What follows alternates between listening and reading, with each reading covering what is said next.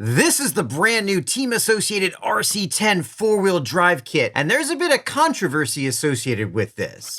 Today we're gonna build it, bash it, and see what the fuss is about. As you can see, this is a kit in the purest form. All the parts are still on the trees. This kit comes with the legendary gold pan chassis, and this thing looks really, really nice. This is stamped aluminum, and it is pretty thin, so I'm curious to see how this thing's gonna bash. We've also got vintage white wheels with knobby tires, and a really cool looking buggy body. Then of course we got that 4-wheel drive system, which some people might have a problem with. If you've never built a kit before, you're in for a treat because there is nothing quite as satisfying as starting with a big pile of parts and ending up with a car at the end. First thing I recommend you do before you start building your kit is actually go ahead and look through the entire instruction manual. This will get you familiar with everything you're going to be doing, and this can actually help prevent you making mistakes while you're doing the build. Of course, we're not going to do that. We're just going to start right at the beginning. That beginning starts with bag A and putting the nose on the car. This is a pretty thick piece of aluminum, which should be a nice reinforcement for the chassis. And they want us to put it together with these 2 hex-headed screws with thread lock, which surprisingly isn't included in this kit. The original RC10 was actually released all the way back in 1984, and it was pretty revolutionary as it included some features that hadn't really been seen before. Now, if you have a build like this and you have a bunch of parts that come on these trees, you want to have a really good set of flush cutters to cut them off the trees. That way you don't leave a bunch of big burrs behind, which not only look unsightly, but can cause problems with assembly. As you can see here, that's pretty clean. You obviously could go back behind and clean these up, but with a good set of flush cutters, it shouldn't be necessary. Most manufacturers have gone to kits where the parts are already off these trees, and that's actually really nice. Cutting everything off the trees isn't that big of a deal, but it is kind of time consuming and a little bit of a pain. The reason these trees exist is because of how these parts are injection molded. They're injection molded with a bunch of them all at once, and you actually have the plastic come in the top here, squirt out these trees, and then fill all these parts. And little bits like these tabs here are overflow for the plastic, so they make sure the part itself gets completely formed. Now we just need to install these ball studs in the steering bell cranks. If you don't know what you're doing, I definitely recommend doing all of this without power tools,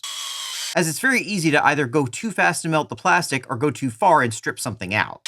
Once we have all those on, we're going to add a couple of bearings and then this plastic nut for the bell crank. These are going to screw on to the chassis just like this. Over the years, Team Associated has had a lot of updates and re-releases of the RC10, but one thing they haven't done until now is a 4-wheel drive version. If you're following along at home, be sure you don't over-tighten this again. It's just a plastic nut. And keep in mind, because this kit's been around so long, some of these are going to be imperial. This was an 11/32 nut. You might be able to get away with metric, but you want something that fits properly. Now, just because Team Associated didn't release a 4-wheel drive version, that doesn't mean 4-wheel drive versions weren't released. Obviously, people are going to want a 4-wheel drive version of a really popular, awesome 2-wheel drive car, and the aftermarket accommodated those needs both a long time ago and more recently. One thing to keep in mind while building this particular kit is that things like these turnbuckles aren't exactly to scale. As you can see, it says it's a 27mm turnbuckle, but this picture is a 29.5mm turnbuckle, which means you can't just take your parts and line them up directly on the instructions. You're going to have to measure them out to make sure you've got the right one. This is the 27, but as you can see, there's one that's not much longer, and it could be pretty easy to get these confused. These turnbuckles have left hand and right hand threads, so you can adjust the turnbuckle length by just turning this. The instructions say to orient all of these notches to the left hand side of the car, though unfortunately with this particular one, it has no notch, so we're just gonna have to make sure we have the left hand thread on the correct side. There are some special tools you can get for threading these on to make it easier, and a little bit of chapstick on the threads will make it go smoother. I don't have the tools, so we're just gonna do it the old-fashioned way. And then we just run these down until we get the gap right, which in this case is 8mm. Team Associated wants you to put the left-hand side thread of the link on the left-hand side of the car. That's pretty standard practice.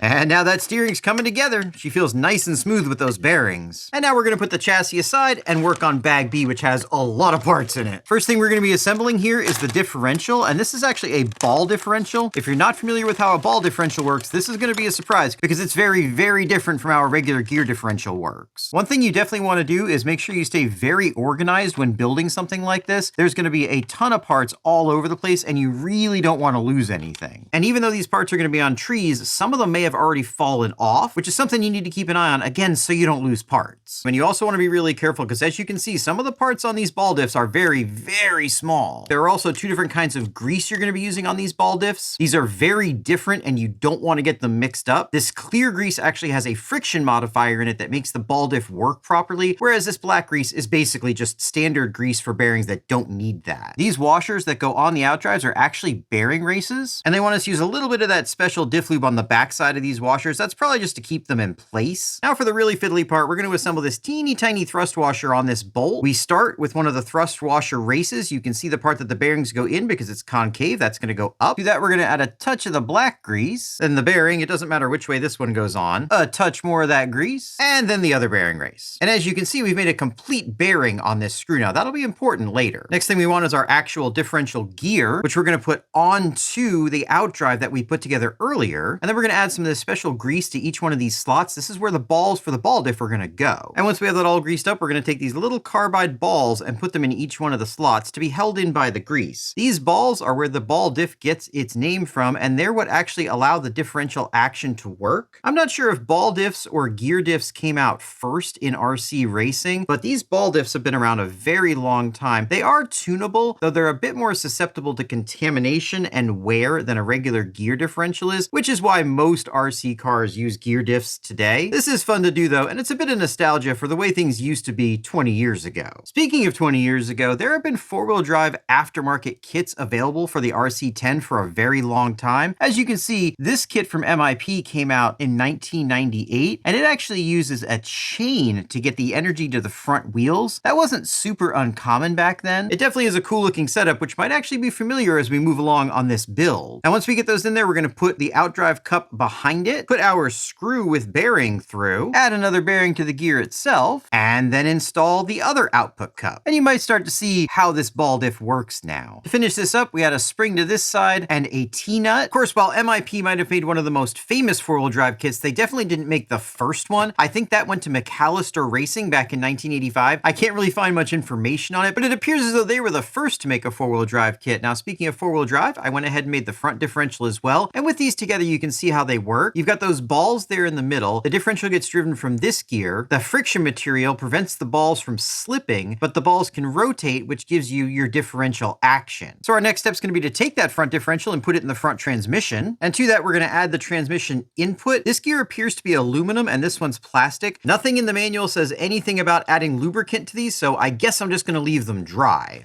With just a couple more bearings, we can go ahead and close this up. One of the most awesome parts about doing a full kit build like this is seeing all your hard work pay off as these components come together and you get to see actual parts of the car being made. I found the first thing I don't like about this kit, and that's these 1.5mm hex bit screws. With as big as these screws are, I don't see any reason why these heads should be so small, and these are really easy to strip out, especially if they get dirty. That being said, this transmission feels nice and smooth. Of course, that was just practice though, because we forgot to install a part. When you're building something complex like this, it's just part of the process. Fortunately, in this case, it's a pretty easy fix, and we don't have to backtrack too far. And now we just need to install this tensioner. According to the manual, these bearings are not metric, so it definitely looks like we'll be seeing a combination of metric and imperial parts on this thing. That might be a little annoying for getting spare parts, but it shouldn't be too big of a deal. Now to go along with that, we're going to be adding these spacers as well as this pulley. This kind of looks like a gear, but it's not, and that's actually where the belt's going to go. As you can see here, this four-wheel drive system is going to be belt driven, but this isn't the first belt driven four-wheel drive system we've seen, and that's where some of the controversy comes in. Team Associated said to put thread lock on this scrub screw, but I don't think it's necessary given that we basically have a nylock nut on this spacer and it feels really secure. Maybe we'll regret that later though. And that's the front transmission done. Now the rear transmission is going to be very similar, so let me get that put together and let's move on to something more interesting. There we go, she's all together. There's some interesting things on here, such as this felt spacer. I've never used felt on an RC car before. They also tell you to use the same grease on the gears in here as they say to use on the inside of the ball differential, which doesn't make sense to me. I went ahead and used just a touch of udder butter instead. That should work just fine, and it's plastic safe. The last thing we need to do for this part is to go ahead and put the slipper clutch on, and we're just going to pop on one of the slipper hubs, add the incredibly fancy sounding Octalock slipper pads to the plastic spur. These pads do look fine, but Octalock is pretty ostentatious. Add that on, pop on our other side, our spring and washer, and the nut. And now this assembly is done. One thing I'm not super excited about is the fact that we have a few spare parts here. Maybe these were designed for the two-wheel drive version and they're they're not used in the four-wheel drive version, we'll put them aside for now because we might need them later. If you know what these are too, let me know. And now we'll move on to the C bag, where the probably not a basher prowess of this car starts to come to light. Maybe this thing will surprise us though. I'm curious to see how something that was designed nearly 40 years ago handles at least some mild modern bashing. First step on this is going to be to install our shock mount screws. Got some aluminum washers to go on here, and then some nuts. And yeah, this is definitely going to be a serious mix of imperial and metric. These are 1/4-inch screws, so you're definitely going to need some imperial wrenches to put these together. Fortunately, I've got the universal wrench here, the Knipex. These things are great. If you don't have a set, I definitely recommend it. These are 8603-125. Not cheap, but I use them literally every day. Speaking of things I use every day, I also have people ask me what kind of thread locker I use. This is Vibratite Blue Gel. It's really, really good because you can squeeze out just a little bit out of the nozzle. And even though we've got a bit of a mess here on the cap, what we don't have is a mess all over the bench, which is what you get with normal thread locker. And now switching back to metric, we've got some 2mm hex ball studs. These also use metric nuts. The manual says to use thread lock on these, but given that these are nylock nuts, we shouldn't have to. I believe these shock towers are some of the parts that are new for the four-wheel drive version. Gotta have room for that belt to go through. And various accommodations like that are common to all the different four-wheel drive upgrade kits I've seen. Though of course here you're getting it first party. Now we just mount that front transmission up to the shock tower. And now I know where one of those extra pieces I had goes. This front transmission should reinforce this shock tower quite a bit. That's nice to see because it seemed like it was going to be pretty weak. We've got some more 1.5mm hex screws here. Though looking at the manual, I get the feeling these might actually be imperial. Either way, I'd still love to see these a bit larger, just so they're less likely to get stripped out. So far though, this kit is going together really, really smoothly. I haven't had any problems other than a couple of weird idiosyncrasies in the manual, which is pretty common for this kind of thing. The kit itself is going together really nicely, and I'm getting pretty excited to see how this thing runs. On top of bashing it, I do also have a track I'm hoping to take this to. Though I want to warn you ahead of time, I'm definitely not a racer, so my opinion on how it handles on the track is going to be a very amateur opinion. Now we just have a few more steps to complete in the C bag, and before we see the D bag, let me explain to you about what happened in 2015. That's when a company called Factory Works announced their RC10 4-wheel drive kit, and if you look at these pictures, you might find that they look pretty familiar to what we're working on right now. You can see the belt drive, the steering, the front end, and everything all looks very, very similar. Similar enough, in fact, that when this car was announced, someone from that company made a comment in a post, and as you can see from that comment, they didn't seem super thrilled about what was going on. It was similar enough, in fact, that some other people in the thread called it a clone of their product. But of course, like any good story, it's just not quite that simple. Speaking of complicated, it looks like they really put a lot of time and energy into making this setup as nice as possible. We do have bushings here for the kingpins. We've even got spacers between the bearings here so they don't get crushed. And so far, this has been a really pleasant kit to build. There are definitely some odd design choices, like using roll pins to hold these hexes in. That's something that could be really challenging to a new person building a kit. Let me know down in the comments if you want to see me build what I think is the easiest kit out there. There aren't a ton of options for basher kits, but there are a few of them, and I think there's one in particular that'd be great as a first kit. And if you do like these kinds of videos, you might as well get subscribed, because we probably will be doing that kit build in the future. It's going to be a lot cheaper and a lot easier to put together than something like this, and I'm excited to share it with you guys. Things like these E-clip style arm hinge pins can be really frustrating to install, and probably should be avoided if this is the first kit you've ever put together. Now we'll just get these arms installed, and this thing's really starting to look like an RC car. I cannot wait to get this thing in the dirt. Now, of course, it's time to talk about the D-bag, and while we're working on this, I want to discuss copying in this hobby in general. Many times when something comes out, people get accused of copying, but like I said earlier, it's just not that simple. There are only so many different ways you can do something, and most things in this hobby have already been done in the past. And I think in a lot of ways, this four-wheel drive system is a great example of that. When you take something like this that's two-wheel drive and make it four-wheel drive, there's only a few different ways you can do that. The motor and transmission are going to be transverse. You've got a big battery here in the middle, and in general, a lot of things that are just working against this being a four-wheel drive platform. And I think that's why you'll find that most of the four-wheel drive conversion systems for the RC10 all kind of look the same. This same phenomenon is the reason why pretty much all 1/8 scale and even 1/10 scale four-wheel drive metal chassis cars look very, very similar under the hood. There are certain aspects to that car that all have to go in certain places, and given those restrictions, there are just so many different ways that you can actually design and develop a car like that. I think we largely have the same situation going on here. You really can't put a shaft between the rear and the front of this car because there's a big battery in the way, and there are only really a couple of good suspension designs that include being able to power the front wheels.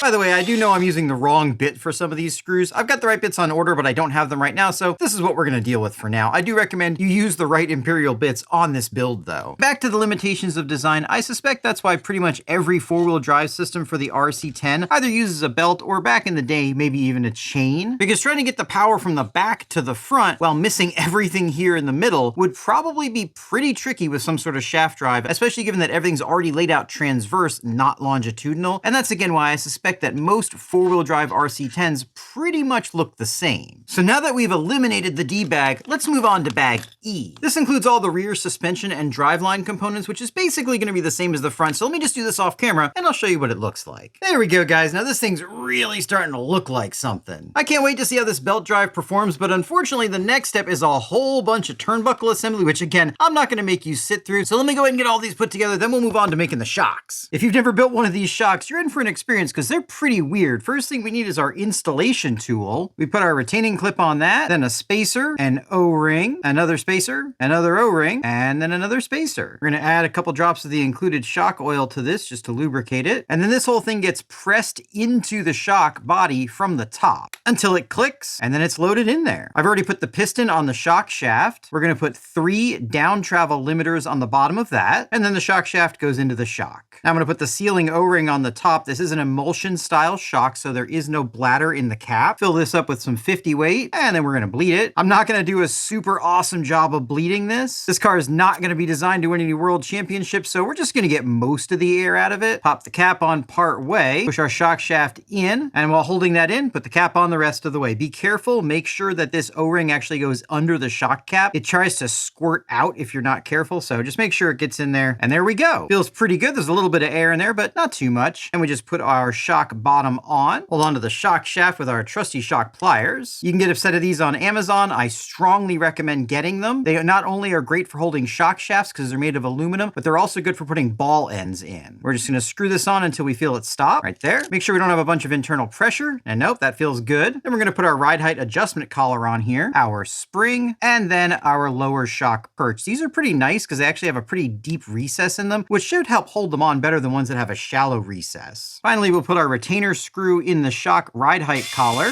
install the ball end in the bottom, and this shock's ready to go. Let me get the other 3 done, and now we can get them installed on the car.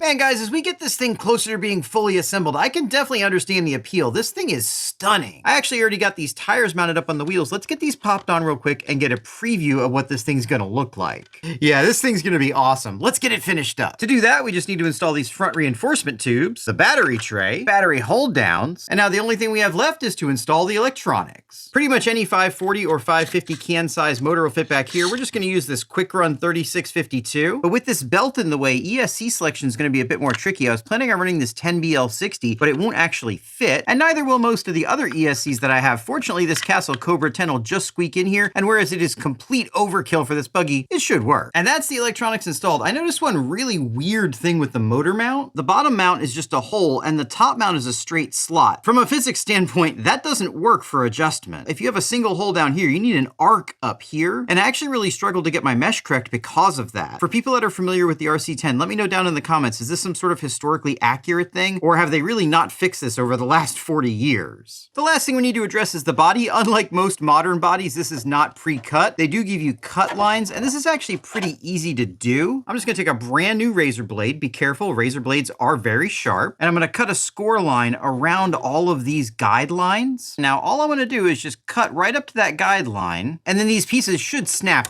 right off. That leaves a beautiful, clean line that you don't have to do anything else to before you paint and put your stickers on. Let me do the rest of this body, then we'll get it decorated. All right, guys, after much fiddling, I was able to get this body to fit on here. The front post isn't anywhere near tall enough with the stock spacers, so I had to bump that up a bit and do some other trimming here and there in order to get it to fit, but it does fit now, and it looks pretty darn good. You may wonder why I'm pulling the protective plastic off this before I paint it. Well, I'm actually not gonna paint this body. I'm just gonna put stickers on it because I think the car looks so awesome that I don't really want to cover it up. And there we go, guys. She's done, and I think she looks absolutely absolutely beautiful, but the real question is, how well does this 40-year-old platform perform? First off, let's make sure this thing is geared reasonably. I just guessed on the gearing and I have no idea how fast it's gonna be.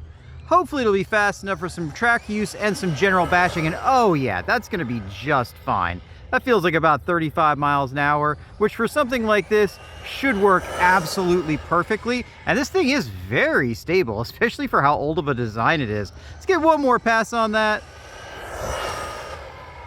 All right, let's see what we got.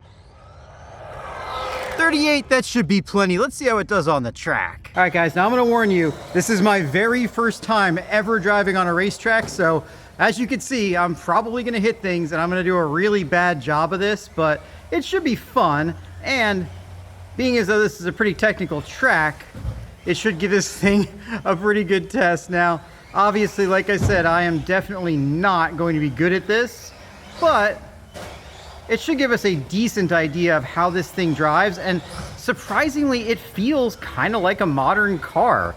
I don't really feel like this is a 40-year-old platform. It is driving pretty much as I would expect it to. Feels pretty good, and as I'm starting to get used to how it's driving and I get used to the track a little bit, I'm sure I'll get better at it and be able to clear some of these jumps a little bit better. There we go, we cleared that one. That one wasn't too bad. Yeah, and overall, this feels really nice. Again, especially for the fact that this is a 40-year-old design. And I'm also really having fun at this track. The technical aspect of this is totally different from the bashing that I'm used to doing, and it really does bring a different feel into the hobby. Those of you that have been racing for a long time know what I'm talking about, but if you don't race and you just bash and there's a track around you, you might want to give it a try because, again, I'm having a pretty good time here. And what I'm going to do here is I'm going to take 1 or 2 more laps and I'm gonna pass this thing off to someone that knows a bit more about driving than I do. Probably a lot more about driving, given that I know absolutely nothing about driving around a racetrack.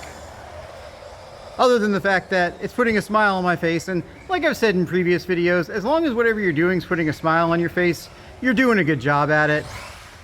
And yeah, this thing is pretty darn fun.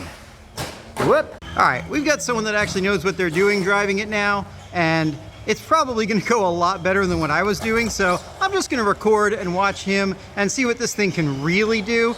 Obviously, out of the box with these buggy, knobby, classic tires, it's probably not gonna handle as good as it could.